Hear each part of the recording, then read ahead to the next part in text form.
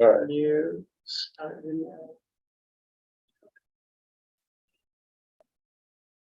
We're going? We're live. All right, good afternoon, everyone. Wait, let me check one thing. Can you hear us all right online? Yep, can hear you great. Great, thanks, Steve. I would like to call to order this regularly scheduled meeting of the Grant County Criminal Justice Coordinating Council on September 27th, 2023 at 2:05. Those present in the chambers are myself, Evan Clapper, Quinn Hall, Chris Rogers, and Lex Bell. And it looks like we have Steve Hunter from UAC, Andy Faulkner from UAC, Danielle Welch, and Don Torgeson online. Did I miss anybody? All right. How is everyone today? Great, thanks for having us. Let's see. I'm going to lean heavily on Quinn to run us through where we're at and the progress we've kind of made since our last meeting. All right, so we did get some bylaws drafted. They were in the packet. Let's see if I can pull those up.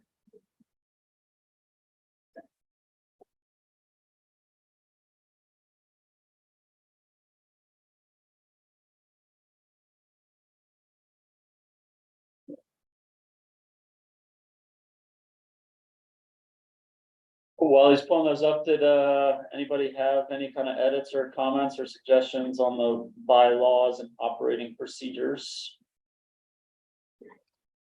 Seems pretty cut and dry.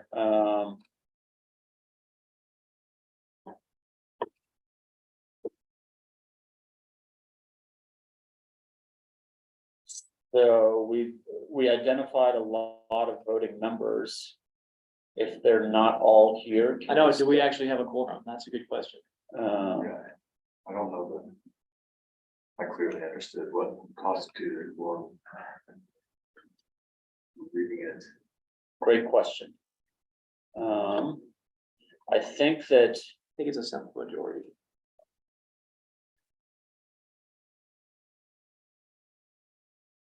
we have 10 voting members, so we need 5, and we should have 5 because our judges are our voting members, right? Yes. Great. All right.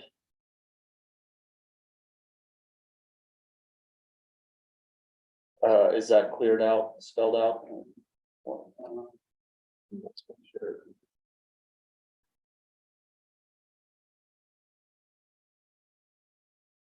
Regular meetings, special.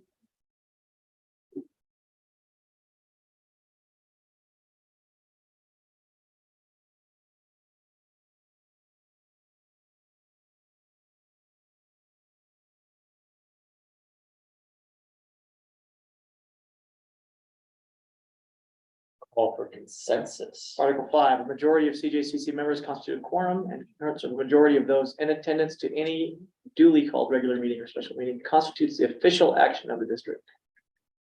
Great. Thanks for clarifying that. Any other comments or questions around the bylaws?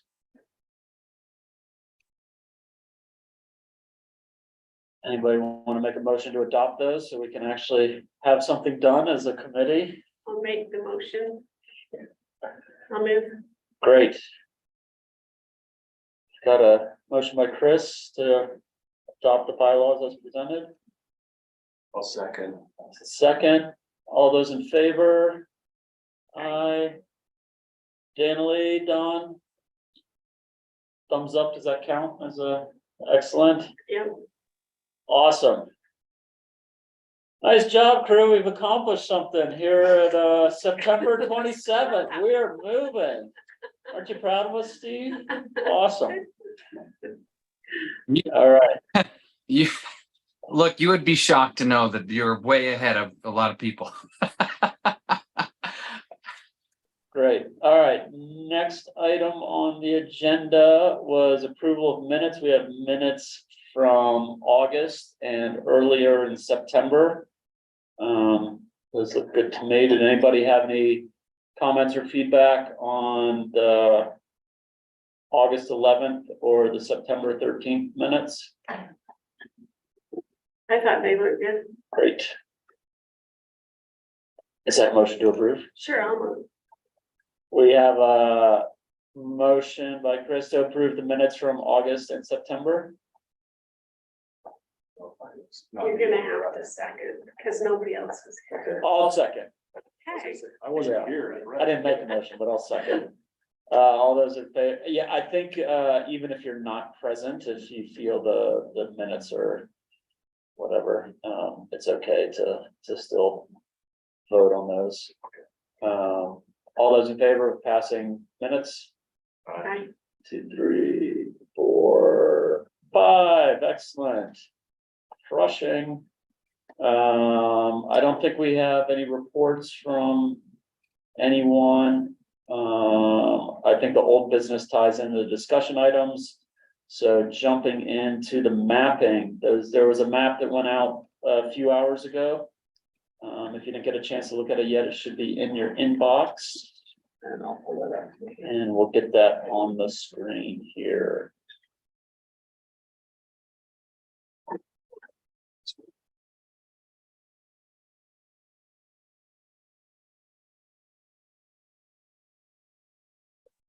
If we have any feedback of where in the drafting this was in terms of, No, so this is the first kind of the PDF, and there's also a list of all the services that we offer. We can go to that next, but if anyone sees or can identify any gaps here, Stephen, we'd love for you to weigh in. If you've got any sort of insight, tell us how our map looks. We'd love to hear it. Andy, I know Andy's worked on some of the mapping with the other counties too. If you've got any comments, feel free to let us know. Yeah, I think this does look good. I looked at it when it got sent over, and I think it's really good. And I think truly you have to look at this as the starting point, right?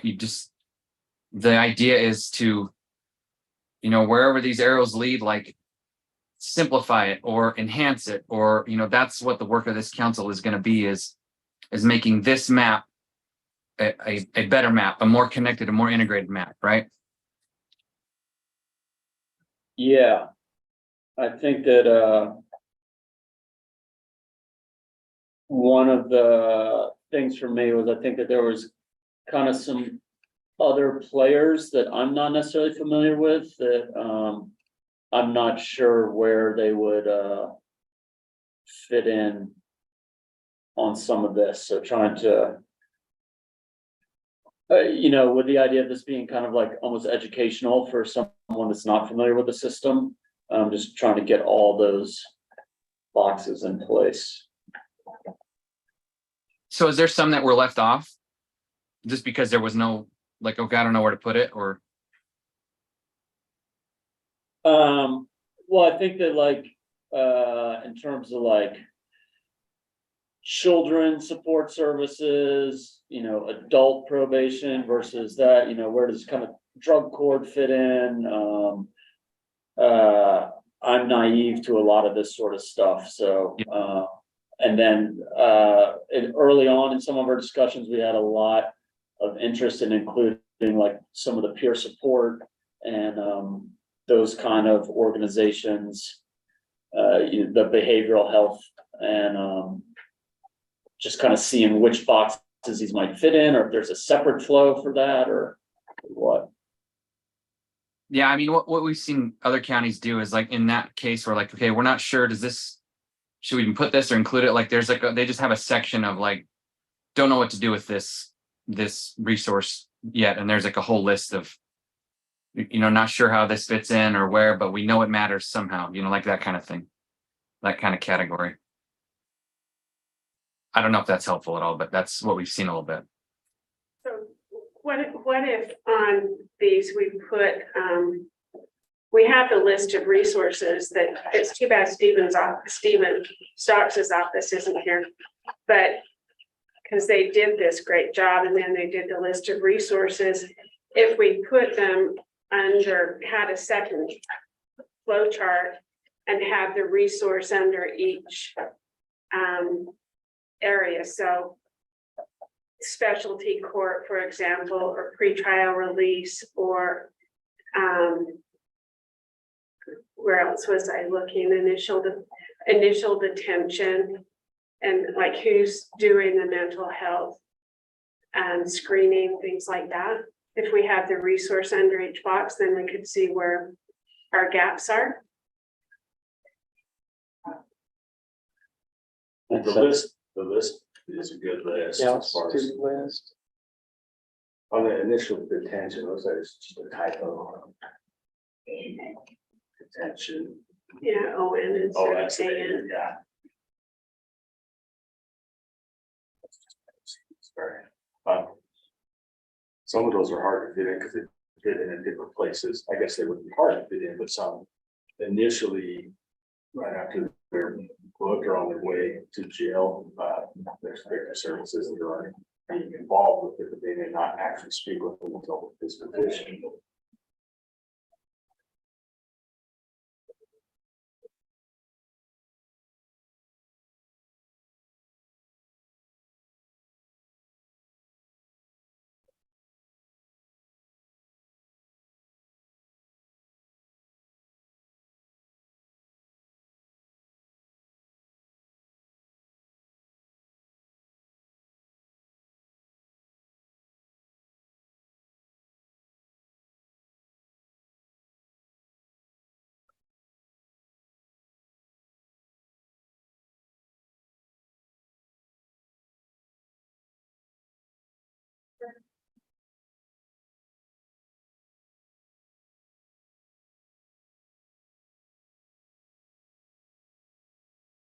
Version might, in my opinion, and looking at this, I'll let the legal minds overstep me, but I don't know if diversion fits in on only a pretrial release, but it could also fit in after disposition from the court where they're diverted instead of incarceration to an inpatient rehabilitation. We've had pretrial release to mental institutions before too, but it could go in both places, I guess is what I'm saying, that there's Sentencing. that sentencing, yeah, but diversion could come in at that point or as part of probation. So under disposition. Yeah, So just under disposition, the arrow could go both ways to diversion and specialty court.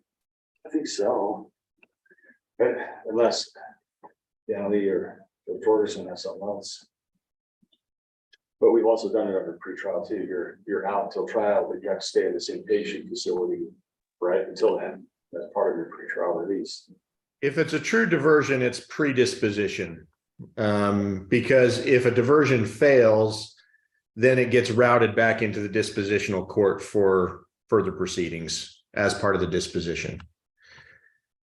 It doesn't, the tricky part, I think, is that the specialty courts, at least on the criminal side, are almost always a condition of probation.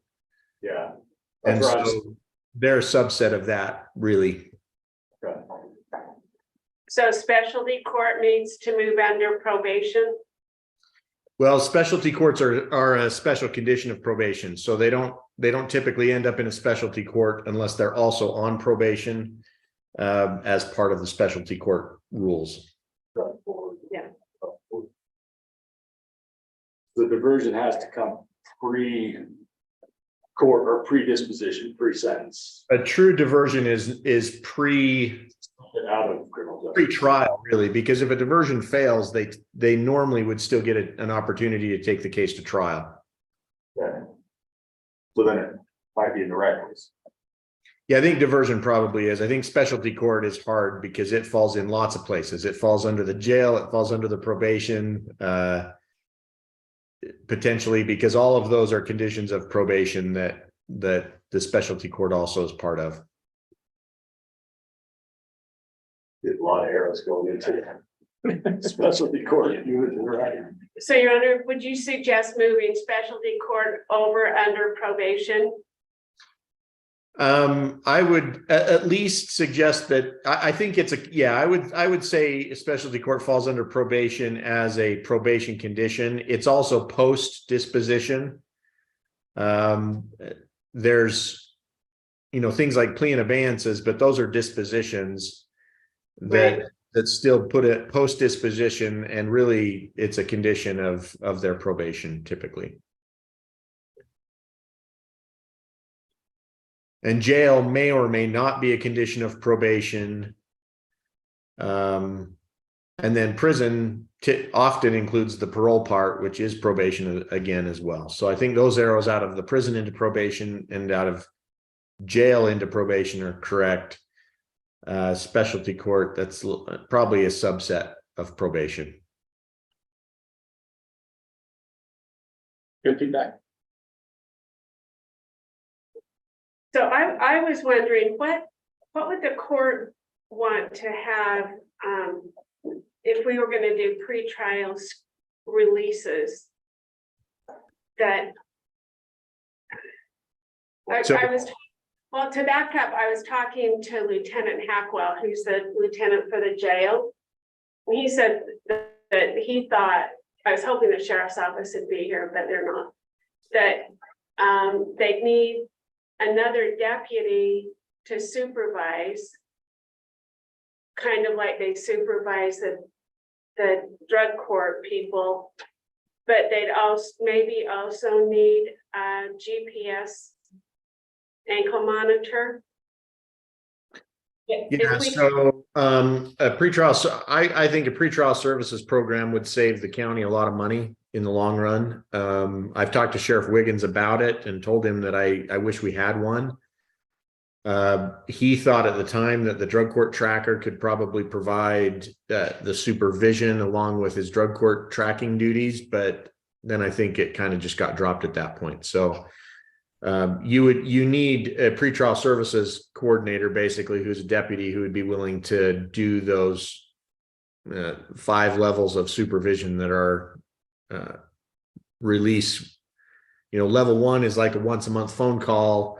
Level 5 is daily check-ins. And so, and the PSA recommends where they should be released, which of those 5 levels of release they should have. And so you would need a deputy who can track those levels of release to make sure that they're complying with pretrial supervision. This is something that other communities already have set up, not every community, but it wouldn't be reinventing the wheel. Salt Lake County does it. Sandy City has their crew is called JSS, and they do a pretty good job. So I mean, there's options to look to other communities too for how they set it up. Carbon County runs on a fairly skeleton crew. They've got really one pretrial services coordinator who's also a drug court tracker, I think, who does all of theirs. And their cases are probably 3 times the criminal case filings is grand. And so they're able to manage it with, well, they have more than one drug court tracker, but they're able to manage it, I think, with one pretrial services coordinator for the most part.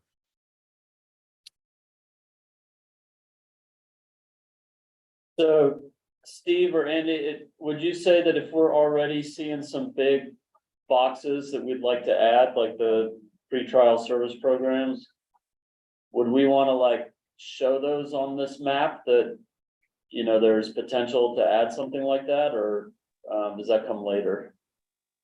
Yeah, I think on the map it would be helpful, but for sure to articulate it in the strategic plan, right? Like that would be more of the key, but I think it would be helpful to have, the map as a hand in hand with the strategic plan where it fits.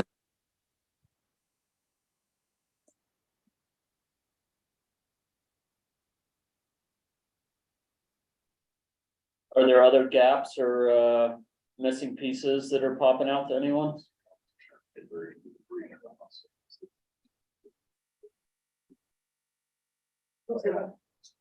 Well. Let's make. Is there the case is actually dismissed? Yeah, I was just saying, you gotta be diversion and health care services. Version, state, we should state where it is, because it doesn't go to the court. And if you have a diversion, you don't go to court. Yeah. Especially court needs to involve it. Sounds like specialty court might almost be like a web. There's Yeah. Like somewhere in the middle of the green boxes over there. yeah, that you can kind of come into it from lots of different places. So the pretrial services would, or pretrial services would fit in by pretrial release somewhere. Yeah, so pretrial, so initial appearances in a court, or that's like still in the jails or. All right, so somebody gets arrested and they get booked, initial detention, that's happening in jail, or jail is only once you've been sentenced? No, jail is initial detention, that's them. No, that's, you get arrested, but then usually if you're detained, then you see the judge and the judge says if you're out or you're in. And that's the initial appearance? Okay, That's initial detention. That's the initial detention. Then So you the have initial bail order is made off the probable cause statement, which is at the time of arrest, well, after arrest, within 24 hours after arrest. So that's the initial detention if the judge holds them or sets a bail in an amount that they're not able to post. And then they see the judge for the first time at the initial appearance. And that's where you appoint counsel, right? Yeah, Or don't. typically appoint counsel, advise them of their charges and their rights, and readdress their detention or their bail status. Okay, so you okay. and so pretrial services would Start be, pretrial services probably fall between they're at the initial detention stage, because I can designate they're called PRL, pretrial release conditions 1 through 5. I can designate those pretrial release conditions off of the probable cause statement at the time of the arrest. So then it'll come up again throughout the process. It'll come up at initial appearance. It'll come up, however many times before the case is disposed of. But it really, the initial first time that they would come into contact with pretrial services would be when I set the bail or that release order off of the arrest within 24 hours. So that would be between initial detention and initial appearance. It's probably concurrent with initial detention. It's either pretrial services or detention. And then initial appearance comes after, and then those two flow into the initial appearance. Forfeit coming off arrest and booking to initial. So detention. after arrest and booking, okay, so at the same time as initial detention. Yeah, they either get released on pretrial services And then they of both some come back. sort, or they get held. Okay, would somebody interview the defendant before they see Your Honor? No, those decisions are made entirely off of the PSA. So if there's pretrial, in Salt Lake County, they do, when someone's arrested, then you see, an attorney sees them, or not an attorney, Salt Lake County Pretrial Services interviews the person, and then at initial appearance, they make a recommendation to release or not release. Right. So So somebody's interviewing them. the interview with preacher. So if at the time I sign a probable cause statement, I grant them pretrial services, they would have to have a meeting with pretrial services before they left the jail to make sure they do all the rules. So the interview would happen after I make the decision on the probable cause statement. Okay, so after initial detention, then they get interviewed and then have their initial appearance, and you revisit release? If they're held, yeah, the initial appearance happens either after the initial detention or after they're placed on pretrial services. The initial appearance happens next after those two things. And then if they're still held, then I'll readdress bail at that point and consider whether to put them, once I have more information, whether to put them on pretrial services if I didn't have enough information the first time. So Sorry. add to this spider web, I think that, and to maybe clarify, I think that pretrial services could have multiple arrows coming from it, from arrest and booking, initial detention, initial appearance, pretrial release, and then up to the final disposition, right? Because at any point during these times, these different steps, when their case is being addressed, if they're still incarcerated, they may be released with pretrial services. Does that make sense? Yes. So pretrial services is addressed throughout the case, depending what step that they're at for their incarceration. But for the most part, it's usually between, at least for justice court, arrest and booking and initial appearance. That's where pretrial services would be most implemented. And for district court, probably between there and then also initial detention and initial appearance. Or or pretrial release. So it's another one of those spider webs, kind of like the specialty courts. And so we don't have like anything like this in place now? We don't. Right now, my choice is to either release into the community with the kinds of conditions that I can make them pay for. So I can give them an alcohol monitor requirement or GPS monitor requirement. I can order them, not to use or possess alcohol. I can make a bunch of orders, but there's nobody monitoring whether they comply with those orders or not. And so I have that option to either release them with some conditions that nobody monitors or hold them without bail. And that's a pretty high standard for me to hold someone without bail. So right now, a big gap of people. I would probably release a few more people than I do if there was pretrial services, and we would have a much better pretrial program if we had supervision to make sure that they're actually doing the things that are necessary for public safety. But we And don't. you had said it would save Grant County money if we had this in place. Is that just for the like holding them, or is there? I think it would result in enough people not being held in jail that it would offset the cost in a savings way. So I would release more people than I do. Okay, I think that's the ultimate goal as well. Yeah, and I asked Lieutenant Hackwell today how much it costs to house somebody. He said it's like between $80 and $110 a day. Yeah, and if the judge So is, 30 days. Yeah. is- and if the judge is saying people don't need to be in jail, I don't think we need to be locking our citizens up just for, If there Yeah, can be Just because of other supervised. option. yeah, exactly. So, 'Cause- I could think of one or two bigger cases where it was a private company that monitored their GPS, but they had like 24 hours to report if they cut it or something. It wasn't instantaneous. We were notified. Well, and they're also indigent, I mean, so they can't come up with $300 for a ankle monitor, yeah. no, I think that this could be something to focus on in this first round of identifying gaps in our system. That feels like progress. Yeah. Yeah. That's huge. Actually. Is there other things from the law enforcement side that you would say?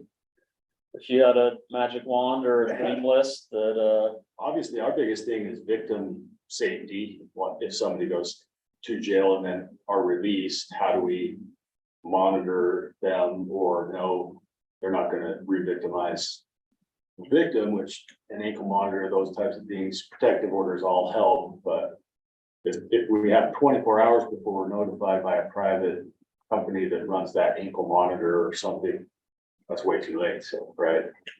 Well, and that's the real challenge, because most of the domestic charges are misdemeanor level offenses. The vast majority of them are. And so I don't have a very good basis to hold someone without bail. And so there's a big gap here between where people are getting out of jail and there's paper protections in place, like protective orders, but there's no one's monitoring them to make sure that they're really staying away the way that they're ordered to stay away. And that's where pretrial services would fill a gap that's missing now on the cases that probably are the most dangerous cases. It's our biggest challenge here. Yeah, and then what about like even before that, when are you guys responding to calls where just you're kind of the only heroes in town to call when they might need something more like the mental health services? Oh, yeah. And we do have really good community partners, but limited beds. We run into issues all the time where, somebody is arrested and they're suicidal, and jail may not be the best place for them, but there are no beds to be found anywhere. And we end up having to get creative, but that happens pretty often. There's crisis issues. We've done pretty well with what we have, but nowhere has it. Is there a mechanism to have domestic violence offenders evaluated before they're qualified for pretrial release?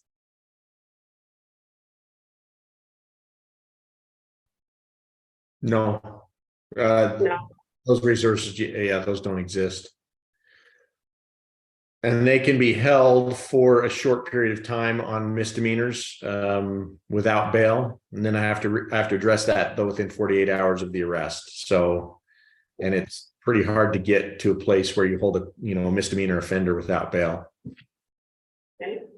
Yeah, it's not something that I think is could ever happen, but Moab's got a unique challenge where we don't have, once they're out of jail, that's really their only home to go back to as well. There are not a lot of options they get a protective order issued against them, they can't go back to that, but there aren't an abundance of apartments for them to go look into.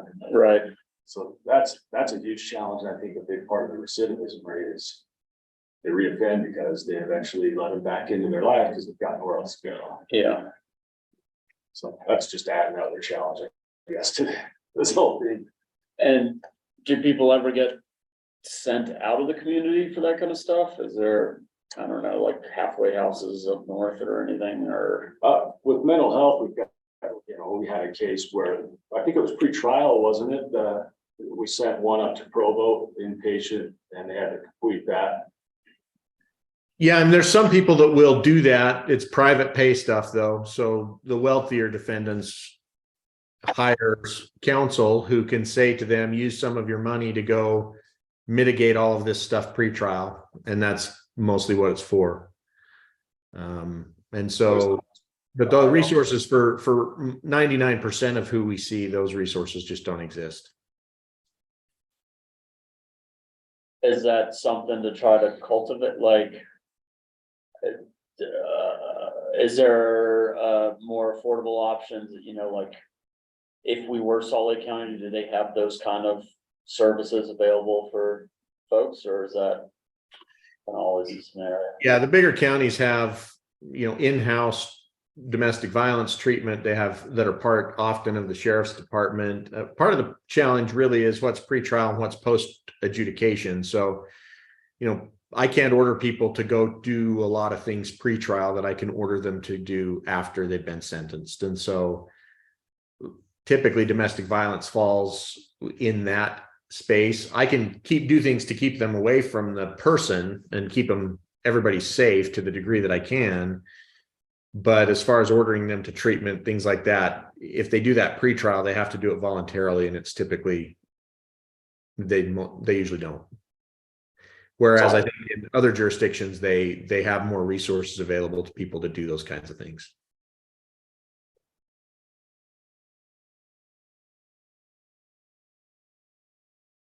But even if we just had supervision of the conditions that I can order, that I think would make a huge difference. I think the protective order is as good as the paper on it, and as somebody calling in to say they're violating it, and if they never have a chance to do so. basically, we need to know how much that would cost. Right? Do we need? Steve or Andy, do you think that we should spend much time like identifying like the financial side of requests, or is that kind of putting the cart before the horse?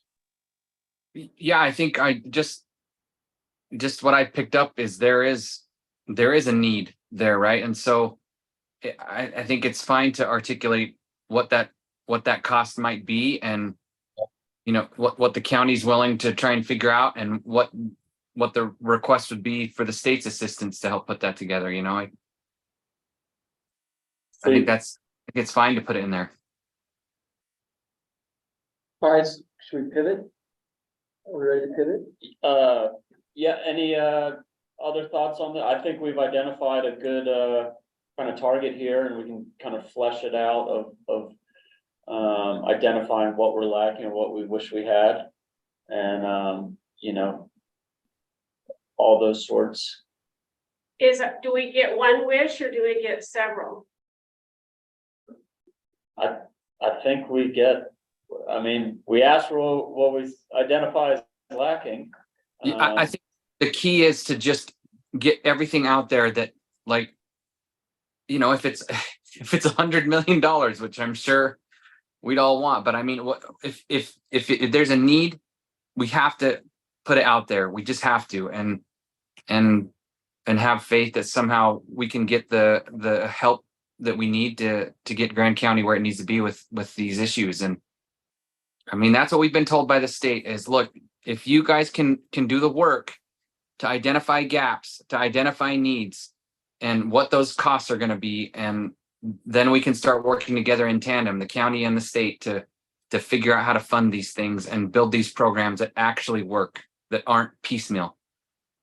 Yeah, I would say kind of my experience with general funding sort of things is the longer it sits on a plan, it's actually the more attention it gets. So if suddenly you say, hey, we need a culvert that has never been on a list or a plan before, no one's going to say, oh, suddenly you need a culvert. But if you're like, hey, we've said we need a drainage here for 20 years, then they're like, okay, it's time. Yeah, what do we think about domestic violence screening?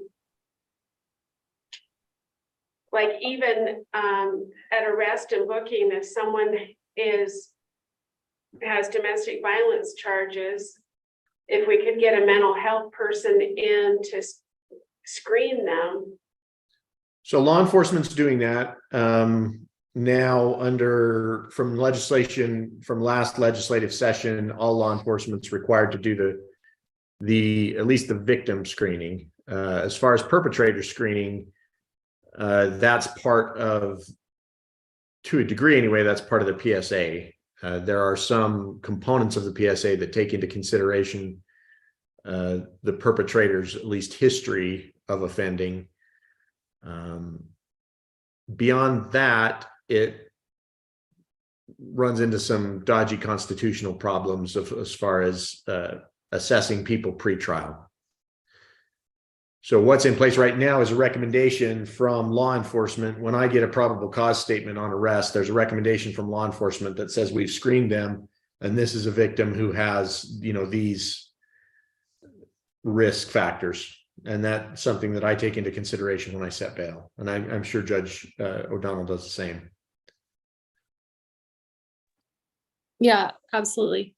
As far as addressing domestic violence and assessments and where we're maybe missing some things on those, there is a statewide group, the DV risk assessment, that's currently going through a similar mapping systems, and I'm on that committee, both the civil and criminal I'm participating in.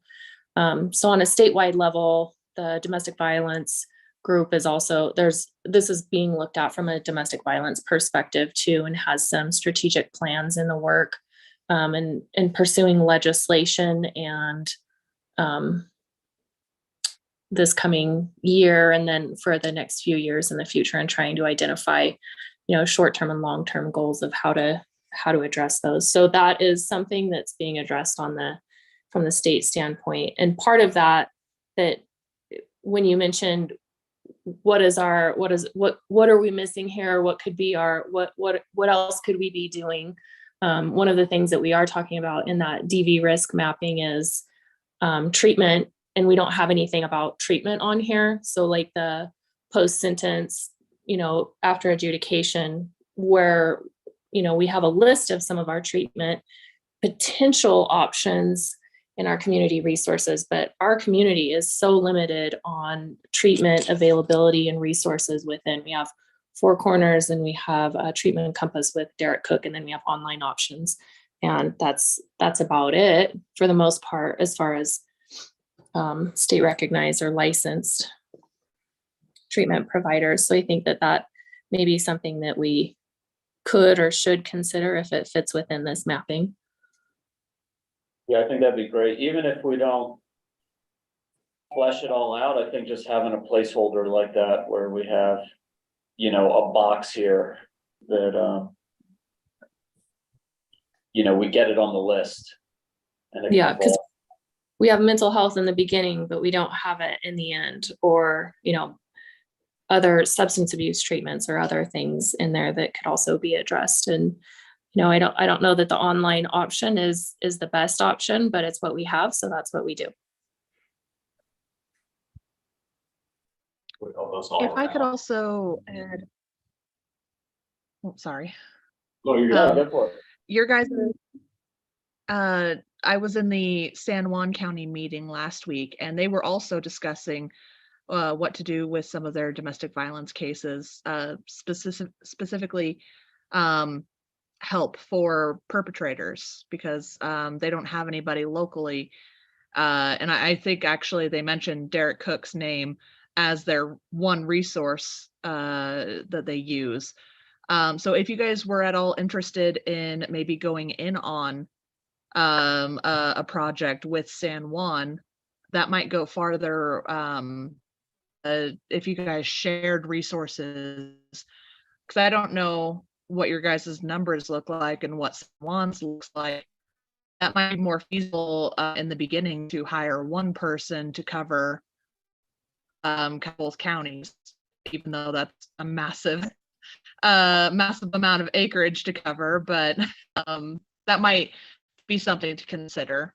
That's Commissioner Jamie Harvey, if you wanted to reach out to him at all and discuss what they're looking at.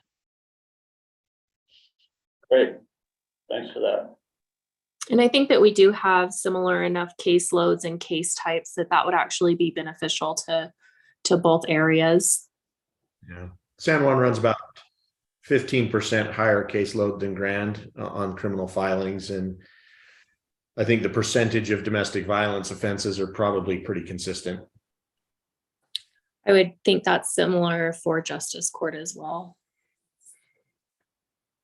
I know that we often have bleed over between the two counties on DV, et cetera. It'll happen there. We'll arrest them here, vice versa, or it happens here next. But there's a lot of the same people involved. And then what about not so much like services, but should we be identifying like physical needs? Like, because you were talking about the number of beds. Are jails up to par? Where are these guys going to prison? Like, is that part of this exercise? And Or like the mental health. Yeah. Things like committing them to 72-hour holds or whatever. I know we don't have enough in that regard. yeah, I don't know what the jail, I don't know how those look. One physical need I would propose is that we at least put on the list is some housing for transitional defendants who are coming out of jail and entering one of the specialty courts. People who do well in drug court, one of the reasons they tend to do well is because they have housing from the beginning. People who don't have housing in the beginning struggle for quite a while. And I know that housing's an issue everywhere right now, but if it's at least on our list as a way to look at some sort of transitional housing, that would be a huge benefit to the drug court participants. That'd be like the halfway houses they have in Salt Lake County kind of deal. Well, in Salt Lake, they actually have some places that are transitional for their drug court. A halfway house, the way I think of a halfway house is there's someone who is coming out of prison and they're stepping down into the community from high levels of supervision to lower levels of supervision.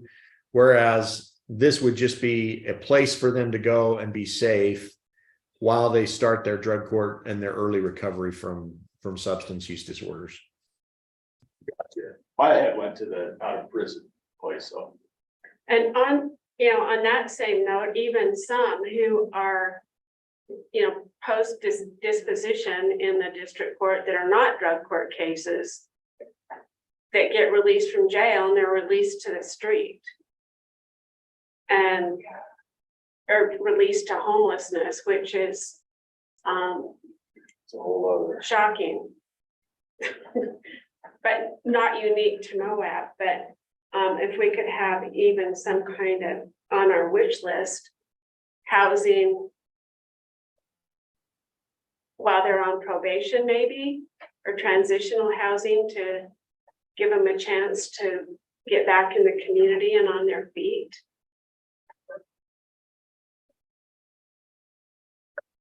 What about, when it comes to the different kinds of cases we can hear? I don't really know all the terminology, but is there stuff where people are being held here that need to go somewhere else? Does that make sense? Does that come up, or are we able to kind of like get people through in an efficient manner? The time that comes up is if they have other cases in other jurisdictions that they have to deal with. So if they're in our court, it's because they've committed a crime within the Grand County borders. Sometimes the federal government will take that case and remove them from our jail and put them in federal custody and deal with them at the federal level. But more often than not, if they have other cases, they wait until they're done with the case in our court before they are released to go deal with their cases in other courts. Gotcha. And there's some statewide stuff happening with respect to that right now, like, somebody who has AP&P probation in Salt Lake and in Ogden and in Moab. There's some discussions to try and consolidate those in front of a single judge when they violate probation. That's been a many years conversation that's not made much progress though. So Is that something we should mention in this? That I think that's far outside the scope of what Grand County could ever accomplish. And Okay. so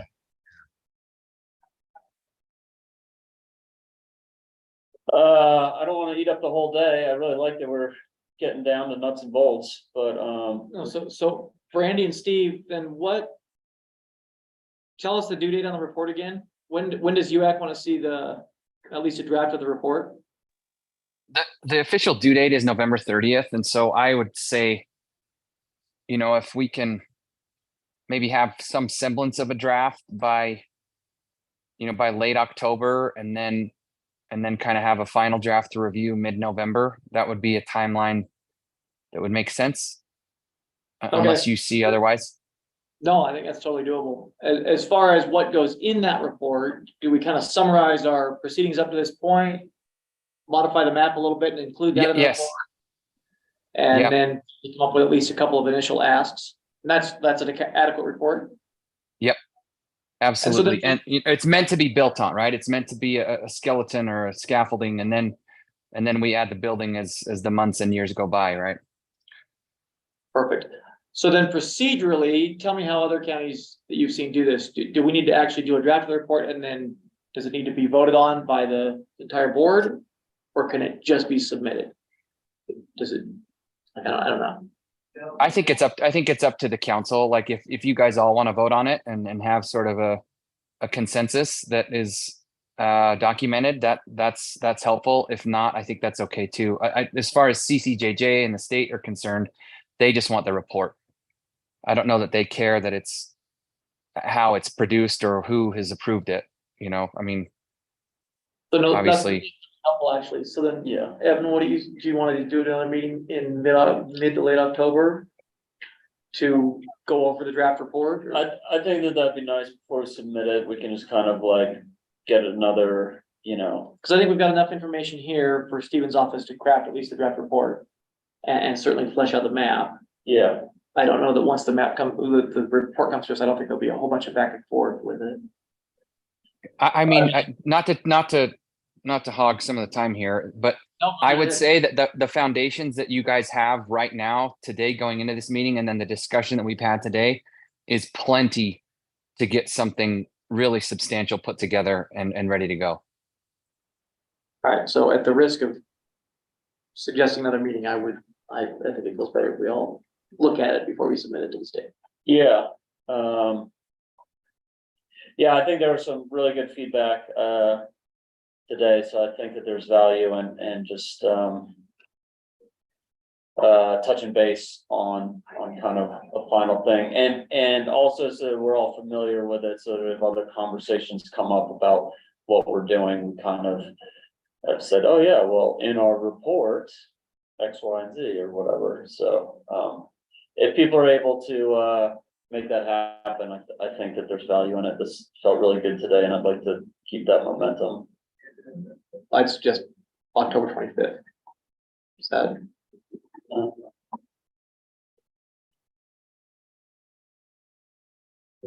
We'll get to my calendar because there's a red flag weather warning. Won't let me ignore it.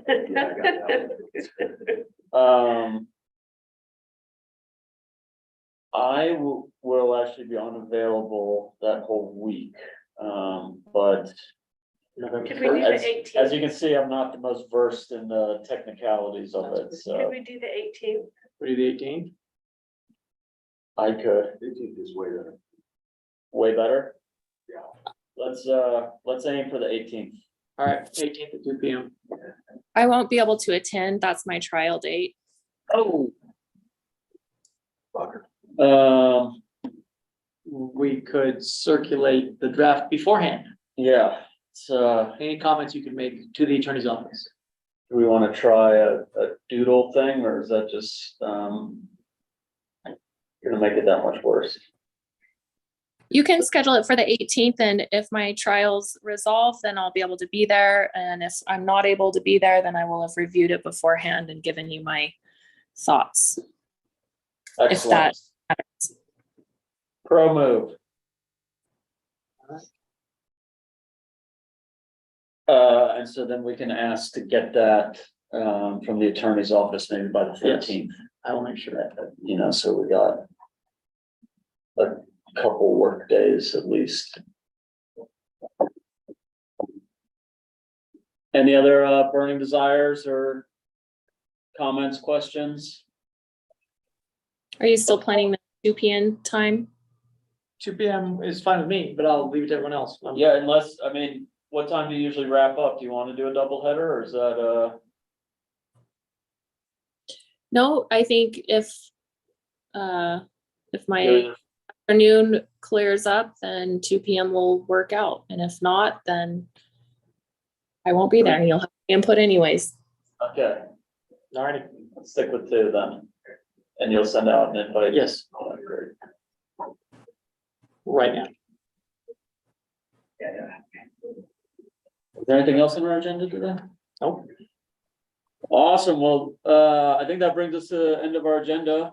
Thanks everyone for attending. This did feel really good and like we got some progress, and be sure to tell everyone else how great it was, and hopefully we can get even more people here at the next one and put a bow on this and get this sent off for review from UAC before submitting it to the state.